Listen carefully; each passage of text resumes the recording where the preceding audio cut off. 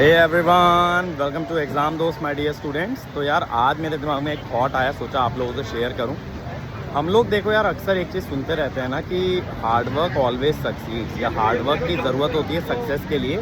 Hard work अगर आप करते रहेंगे तो आपको सफलता मिल ही जाएगी। कहते हैं मेहनत करने वालों की कभी हार नहीं होती। लेकिन ऑनेस्टली अगर आप कभी सोचें तो क्या ये चीज़ हमेशा ट्रू हो सकती है कि मेहनत करने वाले की कभी हार नहीं होती? आपके अराउंड इतने सारे लोग आपको दिखेंगे जो कि रज के मेहनत कर रहे हैं, जम के मेहनत कर रहे हैं ना, फिर भी सफल नहीं हो पा रहे हैं, सक्सेस उनको नहीं मिल पा रही है। और उसका रीज़न ये होता है बेटा कि अगर आज की दुनिया की बात करें ना, तो सफलता के लिए बहुत सारी चीज़ें चाहिए होती हैं अदर देन हार्ड वर्क। अगर मान लीजिए, चलिए मैं अपना ही एग्जांपल लेता हूँ कि अगर मैं बिज़नेस कर रहा हूँ, एक कंपनी रन कर रहा हूँ, तो क्या सिर्फ मेहनत करने से बात बन जाएगी? नहीं। मेहनत के साथ साथ एक स्ट्रैटेजी होनी चाहिए, मार्केटिंग होनी चाहिए, ठीक है, अच्छा टेक होना चाहिए। अगर एजुकेशन की भी मैं बात करूं तो सिर्फ हार्डवर्क से बात नहीं बनेगी। ऐसे अगर स्टूडेंट लाइफ की बात करें, अगर आपको कोई भी एग्ज़ाम क्रैक करना है, जो कि मेरे बहुत सारे ड्रॉपर बच्चे अग्री करेंगे कि एग्ज़ाम उन्होंने मेहनत बहुत की होगी, बहुत बार एफ़र्ट डाला होगा, बहुत बार इनपुट दिया होगा,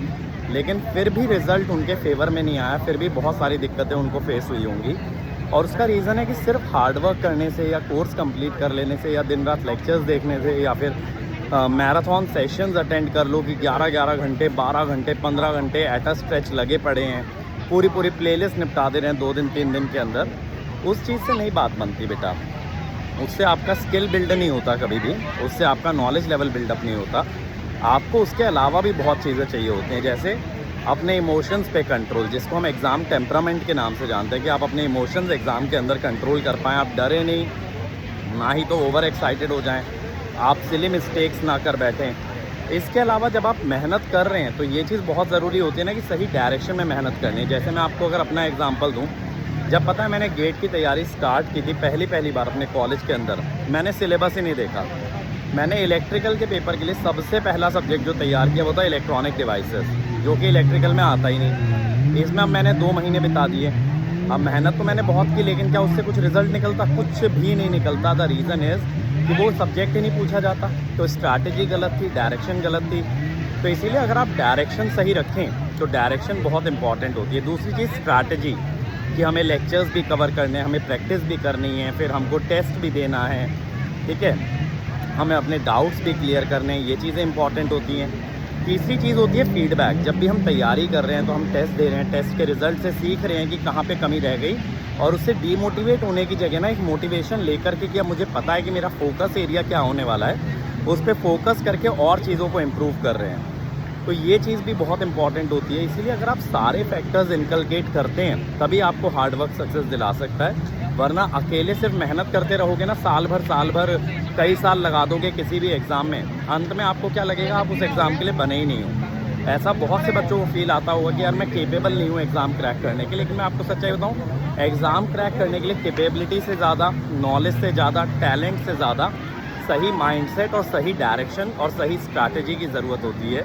जिन लोगों का माइंडसेट सही होता है ना, और जिन लोगों का डायरेक्शन सही होता है, वो थोड़े से कम टैलेंटेड होकर के भी सफल हो जाते हैं। इसीलिए आपके अराउंड बहुत से बच्चे ऐसे दिखते होंगे जो शायद आपको लगता होगा उतने नॉलेजेबल, उतने टैलेंटेड नहीं है, फिर भी आज की डेट में ज़्यादा सक्सेसफुल है एज़ कम्पेयर टू वो बच्चे शायद जो बहुत ज़्यादा मेहनती थे।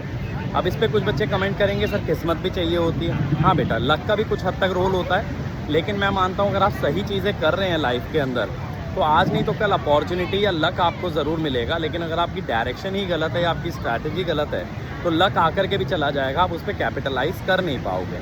तो लक मैटर करता है, लेकिन लक के को हम लोग कंट्रोल नहीं कर सकते, कंट्रोलेबल नहीं है ये।